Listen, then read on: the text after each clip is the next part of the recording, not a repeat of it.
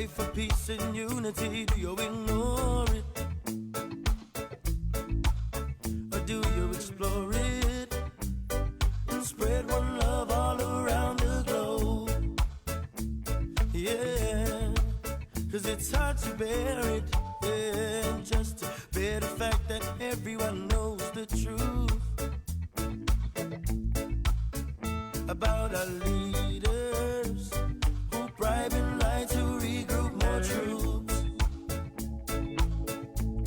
So who is the boss man of the system? Who's the boss of this system that puts guns in the hands of men who fight to be free? This makes no sense to me. Now tell me who is the boss man of the system? Yeah, who's the boss of this system that puts guns in the hands of men who fight to be free? Yeah. Now think about it. You give your life away to better your future. When the present is all we have, it's guaranteed. Yeah, yeah. So who is the boss man of the system? Yeah, who's the boss of this system that puts guns in the hands of men who fight to be free? Yeah, yeah. Who is the boss man of the system? The system. Who's the boss of this system that puts guns in the hands of men who fight to be free? Yeah.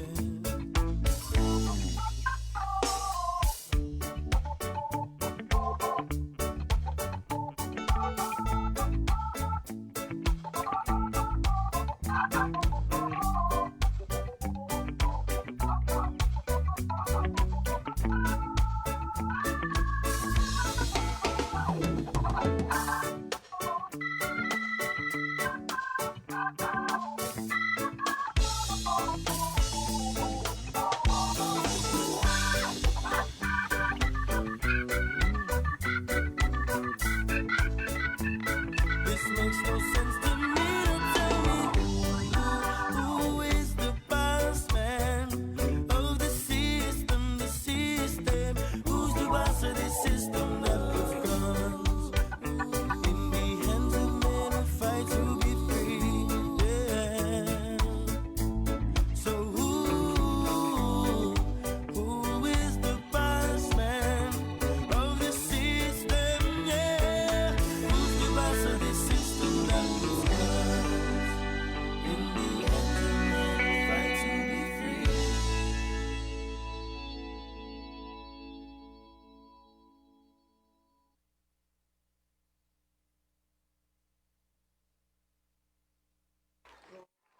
Così uli die sombranzelten maak. Et zu i te saluda antes Dio hum niga. Ratzaut zijn malakes frezas durante in todo il memu a no distanza como kupugi palu zaniman malak guafi con una sugi airi preba tu la noci nai banderata caighi pues atan fanni bandera co es Questa fogua fuma l'alba, chi lo danno man libri, sentono i ti man cobadi.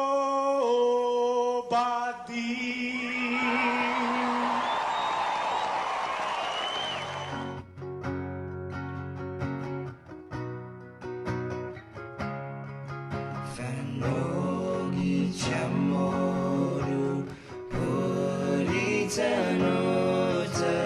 kantai matuno nyagi toru iluga paraiona parai gloria abiba isla sen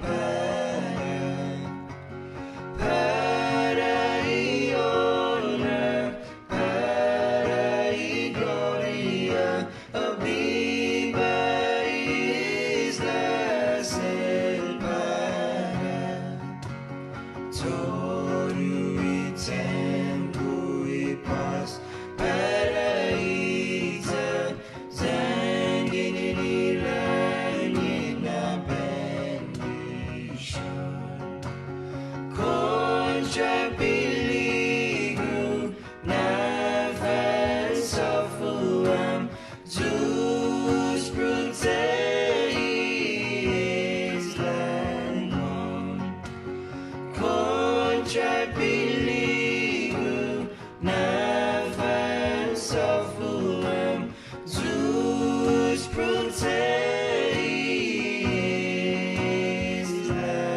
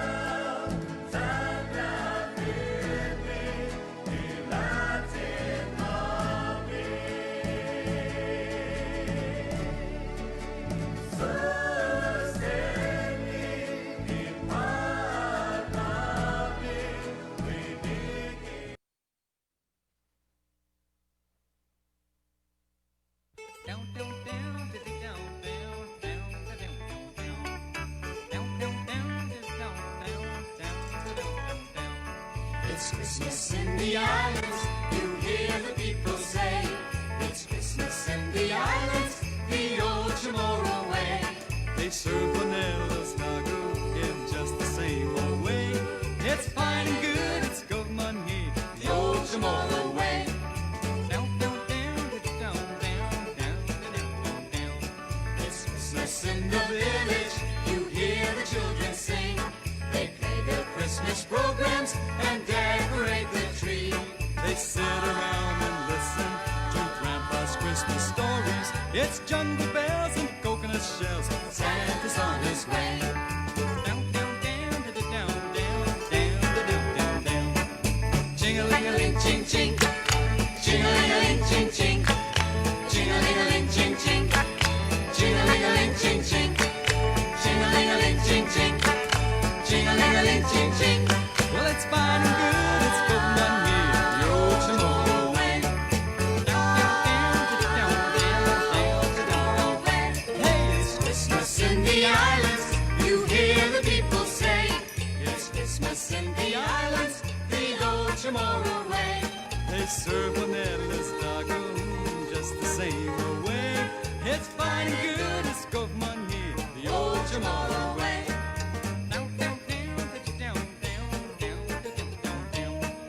Ching-a-ling-a-ling, ching, ching.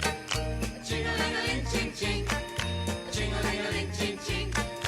Ching-a-ling-a-ling, ching, ching. Ching-a-ling-a-ling, ching, ching. Ching-a-ling-a-ling, ching, ching. Well, it's fine and good, it's good money, the old tomorrow way. Well, it's fine and good, it's good money, the old tomorrow way. One more time. Ching-a-ling-a-ling, ching, ching. Ching-a-ling-a-ling, ching, ching. Ching-a-ling-a-ling, ching, ching. Ching-a-ling-a-ling, ching, ching.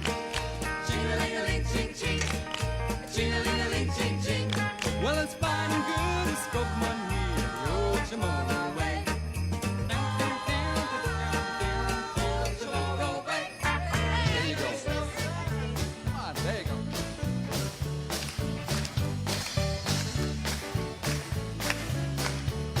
It's Christmas in the islands, you hear the people say.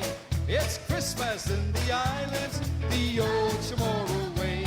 They serve Bonello's doggo in just the same old way. It's fine and good, it's good money, the old Chamorro way. It's fine and good, it's good money, the old Chamorro way. Hey, it's Christmas in the village, you hear the children sing. They play their Christmas programs and decorate the trees. They sit around and listen to Grandpa's Christmas stories. It's jungle bells and coconut shells. Santa's on his way. It's jungle bells and coconut shells. Santa's on his way. Here we go. Ching-a-ling-a-ling, ching, ching. Ching-a-ling-a-ling, ching, ching. Ching-a-ling-a-ling, ching, ching. Ching-a-ling-a-ling, ching, ching. Ching-a-ling-a-ling, ching, ching. Ching-a-ling-a-ling, ching, ching. Well, it's fine and good, it's gold money, the old tomorrow way. Fine and good, it's gold money, the old tomorrow. We'll do it one more time. Whoa. Let's get the audience. Kid, would you like to get the audience to sing Ching-a-ling-a-ling, ching, ching with us?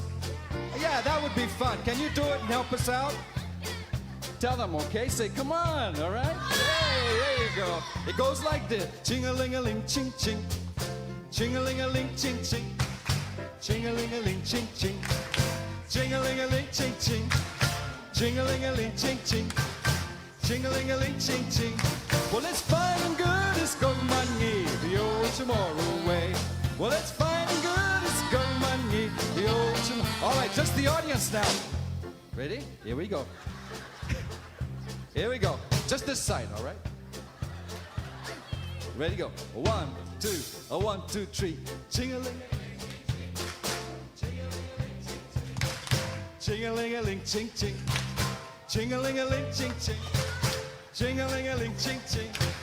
Ching-a-ling-a-ling, ching, ching. Well, it's fine and good, it's good money, the old Chamorro way. Hey, very good. Give them a nice warm hand, yeah. All right, this side. Ching-a-ling-a-ling, ching, ching. Again. Ching-a-ling-a-ling, ching, ching. Ching-a-ling-a-ling, ching. Ching-a-ling-a-ling, ching, ching. Ching-a-ling-a-ling, ching, ching. Well, it's fine and good, it's good money, the old Chamorro way. Well, it's fine and good, it's good money, the old Chamorro way. Now, now this side. 1, 2, 1, 2, 3. Ching-a-ling, ching, ching. Ching-a-ling-a-ling, ching, ching. Ching-a-ling-a-ling, ching, ching. Ching-a-ling-a-ling, ching, ching. Well, it's fine and good as gold money, the old tomorrow. Everybody now, okay? Fine and good as gold money, the old tomorrow. Everybody now, yeah. Ching-a-ling-a-ling, ching, ching. Come on. Ching-a-ling-a-ling, ching, ching. Ching-a-ling-a-ling, ching, ching. Ching-a-ling-a-ling, ching, ching. Ching-a-ling-a-ling, ching, ching. Ching-a-ling-a-ling, ching, ching. Well, it's fine and good as gold money, the old tomorrow way. Well, it's fine and good as gold money, the old tomorrow way. Hey, kids, do you know the song Jungle Bells, Coconut Shells? Okay, let's do that. Pat, do you know that song? All right, come on in, let's go. All right, now don't forget, I know you guys know that too. Okay. Way out here in Guam, there's no hope for snow. Beneath the lovely palms, a typhoon sure could blow. Santa surely knows what the tropics will allow. Instead of using 8 reindeer, he'll use a carabao. Whoa! Jungle bells, coconut shell, sticker birds all the way. Oh, what fun it is to ride in a two-horse truck today. Hey! Jungle bells, coconut shell, sticker birds all the way. Oh, what fun it is to ride in a two-horse. Yeah, well, I know it's December. It feels just like July. The Christmas spirit's in the air 'cause everyone is wearing a lei. But when the tropic sun lights up all the Christmas trees, you can bet it's in the air 'cause Christmas time is here. Yeah, jungle bells, coconut shell, sticker birds all the way. Oh, what fun it is to ride in a two-horse today. Hey, jungle bells, coconut shell, sticker birds all the way. Oh, what fun it is to ride in a carabao truck today. Hey, thank you guys. So you were great. Shall we ask them to sing along with us? Since it's going to be on TV, and they might as well see themselves singing it. Okay, everybody now, you know that. 1, 2, 1, 2, 3. Jungle bells, coconut shells, sticker birds all the way. Oh, what fun it is to ride in a wire rock boat today. Jungle bells, coconut shells, sticker birds all the way. Oh, what fun it is to ride in a caravan today. Thank you. Give yourselves a nice warm hand. Thank you. Woo! All right, here we go. Let's end it up here now. 1, 2, 3. Say ching-a-ling-a-ling, ching-ching. Ching-a-ling-a-ling, ching-ching. Ching-a-ling-a-ling, ching-ching. Ching-a-ling-a-ling, ching-ching. Ching-a-ling-a-ling, ching-ching. Ching-a-ling-a-ling, ching-ching. Well, it's fine and good as gold money, the old tomorrow way. Hey! Well, it's fine and good as gold money, the old tomorrow way. It's jungle bells and coconut shell, Santa's on his way.